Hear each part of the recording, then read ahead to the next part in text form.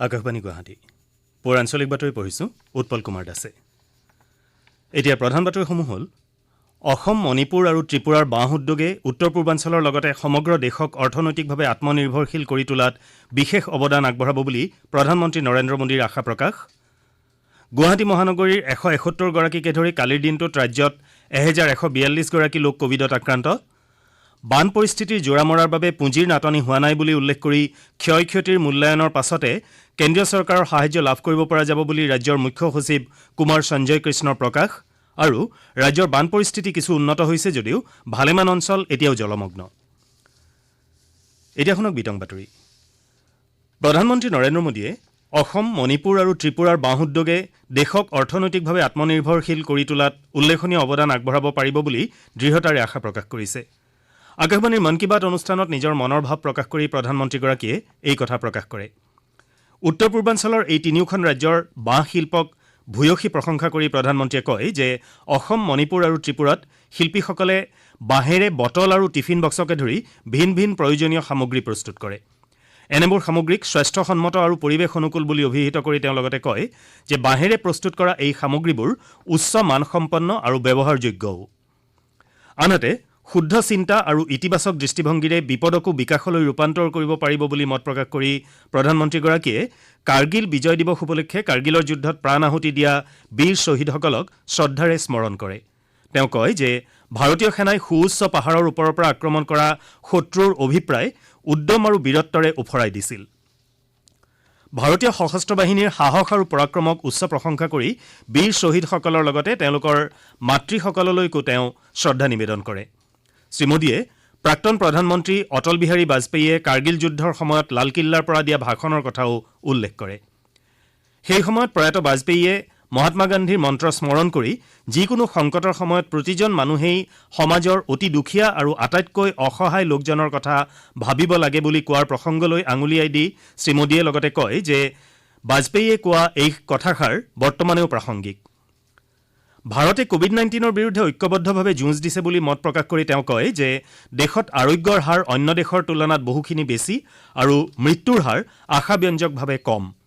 অৱশ্যে জনসাধাৰণক কৰোনাক লৈ অধিক সতৰ্ক হ'বলৈ আহ্বান জনাই তেওঁ সকলোকে ৰাজহুৱা স্থানত মাস্ক পৰিধান কৰাকে ধৰি স্বাস্থ্য বিভাগৰ সকলো ধৰণৰ পৰামৰ্শ মানি চলিবলৈ আহ্বান জনায়। আনহাতে দেশৰ যুৱ প্ৰজন্ম আৰু জনসাধাৰণক সমাগত স্বাধীনতা দিৱসতেই এই মহামাৰীৰ পৰা স্বতন্ত্ৰ হোৱাৰ বাবে শপত ল'বলৈ আৰু একে সময়তে এখন আত্মনিৰ্ভৰ ভাৰত গঢ় দিয়াৰ বাবে সকলোকে সংকল্পবদ্ধ হ'বলৈ তেওঁ আহ্বান জনায়। এই জটিল সময়ছোৱাত দেশৰ বিভিন্ন ৰাজ্যত গাঁও পঞ্চায়তৰ লগতে যুৱ প্ৰজন্মই দেখুওৱা কেতবোৰ নিদৰ্শনৰ কথাও প্ৰধানমন্ত্ৰীয়ে উল্লেখ কৰে। কোভিড-19 সৃষ্ট বৰ্তমানৰ পৰিস্থিতিত দেশৰ বিভিন্ন প্ৰান্তৰ যুৱক যুৱতী আৰু মহিলাসকলে নিজৰ প্ৰতিভা আৰু দক্ষতা বিকাশৰ ক্ষেত্ৰত নতুন নতুন অনুশীলনেৰে আগবাঢ়ি আহিছে বুলি মত প্ৰকাশ কৰাৰ লগতে তেওঁ বিহাৰৰ মধুবাণী মাস্ক, কচ্ছৰ ড্ৰেগন ফলৰ খেতি, লাডাখৰ এপ্ৰিকটৰ খেতি আদিৰ দ্বাৰা স্বনিয়োজনৰ পথ মোকলোৱা সকলকো অভিনন্দন জনায়। শ্ৰীমোদীয়ে বৰ্তমান সময়ত অসম আৰু বিহাৰকে ধৰি দেশৰ বিভিন্ন ঠাইত বানপানীয়ে সৃষ্টি কৰা পৰিস্থিতিৰ বিষয়ে উল্লেখ কৰি এই দুৰ্যোগত সমগ্ৰ দেশ ক্ষতিগ্ৰস্তসকলৰ সৈতে আছে বুলি মত প্ৰকাশ কৰে। চৰকাৰ, NDRF, দুৰ্যোগ প্ৰশমন গোট, বিভিন্ন আত্মসহায়ক গোট আদিয়ে ক্ষতিগ্ৰস্ত লোকসকলৰ বাবে দিনে নিশাই কাম কৰি আছে বুলিও তেওঁ মন্তব্য কৰে। প্ৰধানমন্ত্ৰীয়ে মন কী বাত অনুষ্ঠানত শেহতীয়াকৈ বিভিন্ন ৰাজ্যত পৰিষদৰ পৰীক্ষাত সফলতাৰে উত্তীৰ্ণ হোৱা কেইবাগৰাকীও কৃতি ছাত্ৰ ছাত্ৰীৰ সৈতে মত বিনিময় কৰে। তেওঁ লগতে অহা 7 আগষ্টত ৰাষ্ট্ৰীয় হস্ততাঁত দিৱসত সকলোকে ভাৰতৰ হস্ততাঁত আৰু হস্তনিৰ্মিত সামগ্ৰীৰ প্ৰচাৰৰ বাবে আহ্বান জনায়।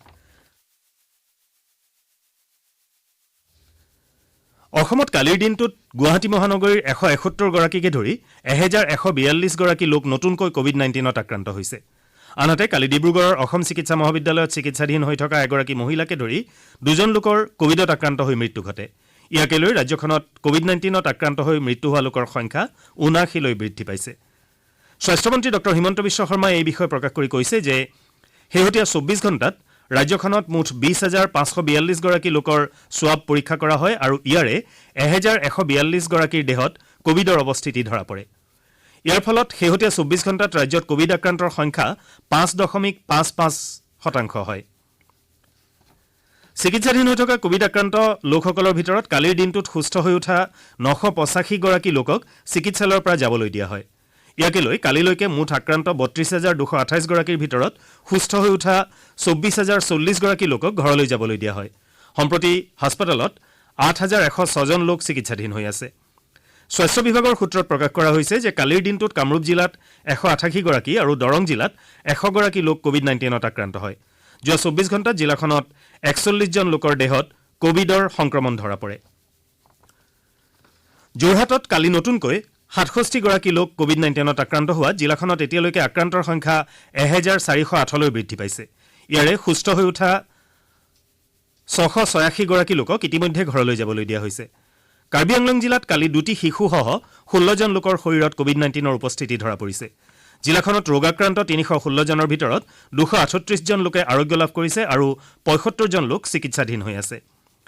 ইপিনে অসমৰ কাৰাগাৰসমূহৰ মহাপৰিদৰ্শক দশৰথ দাসে কালি নগাঁও কেন্দ্ৰীয় কাৰাগাৰ পৰিদৰ্শন কৰে। উল্লেখযোগ্য যে ইতিমধ্যে নগাঁও কেন্দ্ৰীয় কাৰাগাৰৰ ৬৫জন কয়দী কোভিড-১৯ত আক্ৰান্ত হৈছে। মহাপৰিদৰ্শকগৰাকীয়ে আক্ৰান্ত কয়দীসকলৰ বাবে গ্ৰহণ কৰা ব্যৱস্থাসমূহ পৰ্যবেক্ষণ কৰে। তেওঁ নগাঁও কেন্দ্ৰীয় কাৰাগাৰত এটা কোভিড কেয়াৰ চেণ্টাৰ স্থাপন কৰিব বুলিও সংবাদ মাধ্যমক জানিবলৈ দিয়ে। ইফালে অসমৰ ৩১টা কাৰাগাৰৰ ভিতৰত ১৩টা কাৰাগাৰৰ ৬৬৬জন কয়দীৰ দেহত কোভিড-১৯ৰ উপস্থিতি ধৰা পৰাৰ উপৰিও কাৰাগাৰৰ ১১জন কৰ্মচাৰীও আক্ৰান্ত হৈছে বুলি তেওঁ জানিবলৈ দিয়ে। গোৱালপাৰা জিলাত নতুনকৈ ১২জন লোকৰ দেহত কোভিড-১৯ৰ উপস্থিতি ধৰা পৰাত জিলাখনত আক্ৰান্তৰ সংখ্যা ২৮৯লৈ বৃদ্ধি পালে। ইয়াৰে ৭জন কেন্দ্ৰীয় আৰক্ষী বাহিনীৰ জোৱান। ২১০জন লোকে ইতিমধ্যে আৰোগ্য লাভ কৰাৰ বিপৰীতে ৭৯জন চিকিৎসাধীন হৈ আছে। নলবাৰী জিলাত এই ৰোগৰ সংক্ৰমণ বৃদ্ধি পোৱাৰ পৰিপ্ৰেক্ষিতত জিলা প্ৰশাসন তথা স্বাস্থ্য বিভাগে কালি বানেকুচি মিলন উচ্চতৰ মাধ্যমিক বিদ্যালয় আৰু গৰ্ডন চৰকাৰী উচ্চতৰ মাধ্যমিক বিদ্যালয়ত একোটি নমুনা সংগ্ৰহ তথা ৰেপিড কোভিড টেষ্ট কেন্দ্ৰ মুকলি কৰে। নলবাৰী সমষ্টিৰ বিধায়ক অশোক শৰ্মাই গৰ্ডন চৰকাৰী উচ্চতৰ মাধ্যমিক বিদ্যালয়ৰ কেন্দ্ৰটো মুকলি কৰে। এই কেন্দ্ৰত দিনৰ ১০ বজাৰ পৰা বিয়লি ৩ বজালৈ কোভিড পৰীক্ষা কৰা হ'ব। মাজুলী জিলাত কালি নতুনকৈ আৰু এজন লোকৰ শৰীৰত এই ৰোগৰ সংক্ৰমণ ধৰা পৰিছে। ইয়াৰ ফলত জিলাখনত আক্ৰান্ত লোকৰ সংখ্যা ৫৪লৈ বৃদ্ধি পাইছে। অসম চৰকাৰে ভাৰতৰ স্বাধীনতা সংগ্ৰামৰ ইতিহাসত সোণালী আখৰেৰে লিপিবদ্ধ স্বাধীনতা যুঁজৰ সেনানীসকলে শান্তিপূৰ্ণ সমদলেৰে ত্ৰিৰংগ পতাকা উৰুওৱা চতিয়া থানাখন পুনৰ নিৰ্মাণৰ ব্যৱস্থা গ্ৰহণ কৰিছে। স্বাধীনতা সংগ্ৰামৰ স্মৃতি বিজড়িত থানাখনৰ পুনৰ নিৰ্মিত ভৱনৰ উদ্বোধন কাৰ্যসূচী আজি সম্পন্ন কৰা হ'ব। উদ্বোধনী অনুষ্ঠানত মুখ্যমন্ত্ৰী সৰ্বানন্দ সোণোৱাল উপস্থিত থাকিব। উল্লেখযোগ্য যে অসমৰ প্ৰাচীন কীৰ্তিচিহ্ন আৰু প্ৰত্নতাত্ত্বিক স্থানসমূহৰ উন্নয়নৰ বাবে ৰাজ্য চৰকাৰে ইতিমধ্যে এলানি পদক্ষেপ গ্ৰহণ কৰিছে। এই অনুসৰি ৰাজ্যখনৰ ১৩৭টা প্ৰত্নতাত্ত্বিক স্থান সংৰক্ষণৰ ব্যৱস্থা কৰা হৈছে। ইয়াৰে ২০২০-২০২১ বৰ্ষত ৯টা প্ৰত্নতাত্ত্বিক স্থানৰ সংৰক্ষণ আৰু উন্নয়নৰ প্ৰাৰম্ভিক কাম ইতিমধ্যে আৰম্ভ কৰা হৈছে। ইয়াৰ ভিতৰত জখলাবন্ধাৰ হাতীমূৰা প্ৰত্নতাত্ত্বিক স্থান আৰু উত্তৰ গুৱাহাটীৰ প্ৰত্নতাত্ত্বিক স্থান অন্যতম। তদুপৰি চৰাইদেউ মৈদামস্থলীক বিশ্ব ঐতিহ্য ক্ষেত্ৰ হিচাপে গঢ় দিয়াৰ পদক্ষেপ গ্ৰহণ কৰা হৈছে। ২০২০-২০২১ বৰ্ষত কেন্দ্ৰীয় চৰকাৰে শিৱসাগৰক প্ৰসিদ্ধ ক্ষেত্ৰ হিচাপে ঘোষণা কৰা বুলি ৰাজ্য চৰকাৰৰ সূত্ৰত কোৱা হৈছে। দেশৰ ভূতপূৰ্ব ৰাষ্ট্ৰপতি ভাৰতৰত্ন প্ৰয়াত APJ আব্দুল কালামৰ আজি ৫ম মৃত্যু দিৱস। মুখ্যমন্ত্ৰী সৰ্বানন্দ সোণোৱালে ভূতপূৰ্ব ৰাষ্ট্ৰপতিগৰাকীৰ মৃত্যুবাৰ্ষিকীত ৰাজ্যবাসীৰ হৈ গভীৰ শ্ৰদ্ধা নিবেদন কৰিছে। ইয়াৰ লগতে তেওঁৰ আদৰ্শৰে অনুপ্ৰাণিত হৈ নিজৰ উদ্দেশ্যত সফল হ'বলৈ লক্ষ্যৰ প্ৰতি একনিষ্ঠভাৱে শ্ৰদ্ধাশীল হ'বলৈ সকলোৰে প্ৰতি তেওঁ আহ্বান জনাইছে। আপোনালোকে আঞ্চলিক বাতৰি শুনিছে আকাশবাণীৰ গুৱাহাটী কেন্দ্ৰৰ পৰা। কোভিড-১৯ক প্ৰতিহত কৰাৰ উদ্দেশ্যে ৰাজ্যত ঘোষণা কৰা লকডাউনৰ পাছত অসমত ৭০% অৰ্থনৈতিক কাম কাজ পুনৰ আৰম্ভ হৈছে। আকাশবাণীৰ সৈতে হোৱা এটা আছুতীয়া সাক্ষাৎকাৰত অসম চৰকাৰৰ মুখ্য সচিব কুমাৰ সঞ্জয় কৃষ্ণই এই বিষয়ে প্ৰকাশ কৰি কয় যে মুখ্যমন্ত্ৰী সৰ্বানন্দ সোণোৱালে ৰাজ্যখনৰ বান পৰিস্থিতি নিয়মীয়াকৈ নিৰীক্ষণ কৰি আছে। লগতে প্ৰধানমন্ত্ৰী নৰেন্দ্ৰ মোদীয়েও ৰাজ্যখনৰ বান পৰিস্থিতিৰ সন্দৰ্ভত সময়ে সময়ে বুজ লৈ আছে। বৰ্তমান বান পৰিস্থিতিৰ জোৰা মৰাৰ বাবে পুঁজিৰ কোনো নাটনি হোৱা নাই বুলি উল্লেখ কৰি মুখ্য সচিবগৰাকীয়ে কয় যে ক্ষয় ক্ষতিৰ মূল্যায়নৰ পাছতেই অসমে কেন্দ্ৰীয় চৰকাৰৰ সাহায্য লাভ কৰিব। জিলাসমূহৰ উপায়ুক্তসকলে ক্ষয় ক্ষতিৰ মূল্যায়ন কৰি SDRFৰ বিধি অনুসৰি কেন্দ্ৰীয় চৰকাৰৰ ওচৰত সহায়ৰ বাবে প্ৰতিবেদন দাখিল কৰিব। তেওঁ কয় যে সাম্প্ৰতিক বানত ক্ষতিগ্ৰস্তসকলৰ সাহায্য আৰু উদ্ধাৰ অভিযান অব্যাহত আছে আৰু NDRF তথা SDRFৰ দলে দুৰ্গতসকলৰ উদ্ধাৰ অভিযান অব্যাহত ৰাখিছে। বানত ক্ষতিগ্ৰস্ত লোকৰ বাবে বান কবলিত অঞ্চলসমূহৰ ৰাইজৰ বাবে বৰ্তমান ৰাজ্যৰ বিভিন্ন ঠাইত ভালেসংখ্যক আশ্ৰয় শিবিৰ স্থাপন কৰা হৈছে বুলি উল্লেখ কৰি মুখ্য সচিবগৰাকীয়ে কয় যে পৰিস্থিতি ক্ৰমান্বয়ে উন্নত হৈ অহাত শিবিৰত আশ্ৰয় গ্ৰহণ কৰা লোকৰ সংখ্যা হ্ৰাস পাইছে। সাহায্য শিবিৰসমূহত শিশুৰ বাবে অনুকূল স্থানৰো ব্যৱস্থা কৰা হৈছে বুলি তেওঁ কয়। ইফালে কোভিড সৃষ্ট পৰিস্থিতিত পৰৱৰ্তী দুমাহলৈকে আমি অধিক সতৰ্ক হৈ থাকিব লাগিব বুলি তেওঁ উল্লেখ কৰে। তেওঁ লগতে কয় যে যোৱা 5 মাহত চিকিৎসক, স্বাস্থ্যকৰ্মী, আশাকৰ্মী, স্বাস্থ্য বিভাগ, আৰক্ষী আৰু সংবাদ মাধ্যমে কোভিড-19ৰ প্ৰতিৰোধৰ ব্যৱস্থাৰ যথেষ্ট ভাল কাম কৰি আছে। এতিয়া আজি গুৱাহাটীৰ পৰা প্ৰকাশিত দৈনিক বাতৰি কাকতৰ প্ৰথম পৃষ্ঠাৰ বাতৰিৰ চমু অৱলোকন আগবঢ়াইছে প্ৰণীতা দেৱীয়ে। আজি গুৱাহাটীৰ পৰা প্ৰকাশিত কাকতসমূহে ভিন ভিন বাতৰিক প্ৰথম পৃষ্ঠাত মুখ্য বাতৰিৰ স্থান দিছে।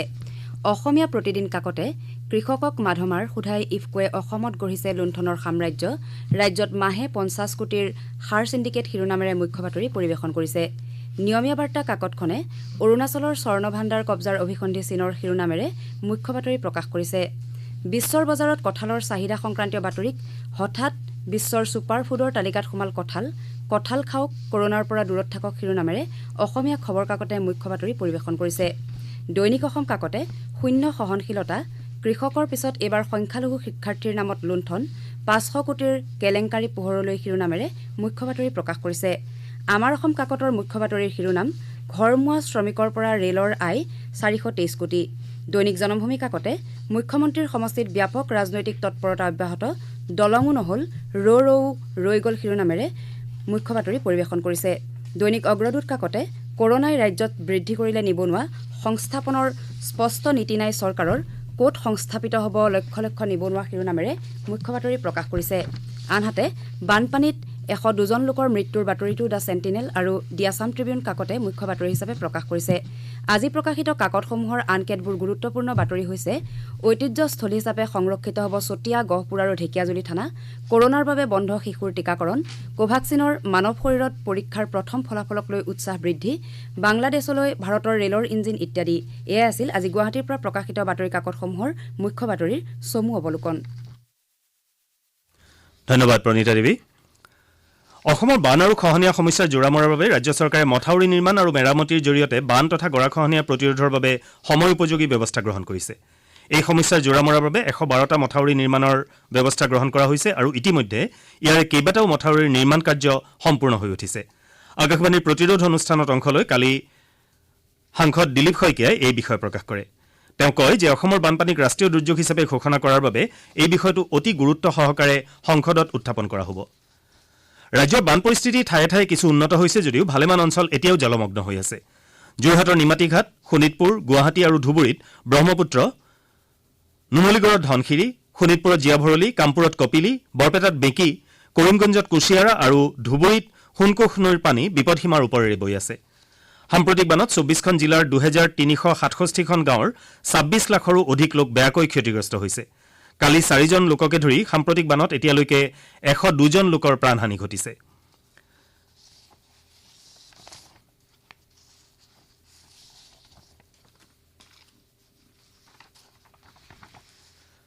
ৰাজ্যৰ এগৰাকী বিশিষ্ট শল্য চিকিৎসক, ডিব্ৰুগড়ৰ অসম চিকিৎসা মহাবিদ্যালয়ৰ শল্য চিকিৎসা বিভাগৰ প্ৰাক্তন মুৰব্বী অধ্যাপক ডক্টৰ GNS চৌধুৰীৰ যোৱা নিশা দেহাৱসান ঘটে। বহুদিনৰ পৰা মধুমেহৰ ৰোগত ভুগি থকা চিকিৎসকগৰাকী অসম চিকিৎসা মহাবিদ্যালয়ৰ ICUত চিকিৎসাধীন হৈ আছিল।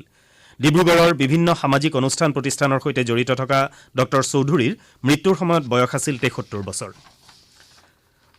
যোৰহাটৰ তিতাবৰ তাঁতিগাঁও নিবাসী অসম চিকিৎসা মহাবিদ্যালয়ৰ অৱসৰপ্ৰাপ্ত বিশিষ্ট চকু চিকিৎসক ডক্টৰ হৰেণ হাজৰিকাৰ যোৱা নিশা হৃদৰোগত আক্ৰান্ত হৈ গুৱাহাটীৰ এখন ব্যক্তিগত চিকিৎসালয়ত দেহাৱসান ঘটে। মৃত্যুৰ সময়ত তেওঁৰ বয়স আছিল 86 বছৰ। বাতৰি শেষ হোৱাৰ আগতে ঘাই বাতৰি কেইটামান আকৌ এবাৰ। অসম, মণিপুৰ আৰু ত্ৰিপুৰাৰ বাঁহ উদ্যোগে উত্তৰ পূৰ্বাঞ্চলৰ লগতে সমগ্ৰ দেশক অৰ্থনৈতিকভাৱে আত্মনিৰ্ভৰশীল কৰি তোলাত বিশেষ অৱদান আগবঢ়াব বুলি প্ৰধানমন্ত্ৰী নৰেন্দ্ৰ মোদীৰ আশা প্ৰকাশ। গুৱাহাটী মহানগৰীৰ 171 গৰাকীকে ধৰি কালিৰ দিনটোত ৰাজ্যত 1142 গৰাকী লোক কোভিডত আক্ৰান্ত। বান পৰিস্থিতিৰ জোৰা মৰাৰ বাবে পুঁজিৰ নাটনি হোৱা নাই বুলি উল্লেখ কৰি ক্ষয় ক্ষতিৰ মূল্যায়নৰ পাছতে কেন্দ্ৰীয় চৰকাৰৰ সাহায্য লাভ কৰিব পৰা যাব বুলি ৰাজ্যৰ মুখ্য সচিব কুমাৰ সঞ্জয় কৃষ্ণৰ প্ৰকাশ। আৰু ৰাজ্যৰ বান পৰিস্থিতি কিছু উন্নত হৈছে যদিও ভালেমান অঞ্চল এতিয়াও জলমগ্ন। আমাৰ পুৱাৰ আঞ্চলিক বাতৰি ইমানতে শেষ হ'ল। নমস্কাৰ।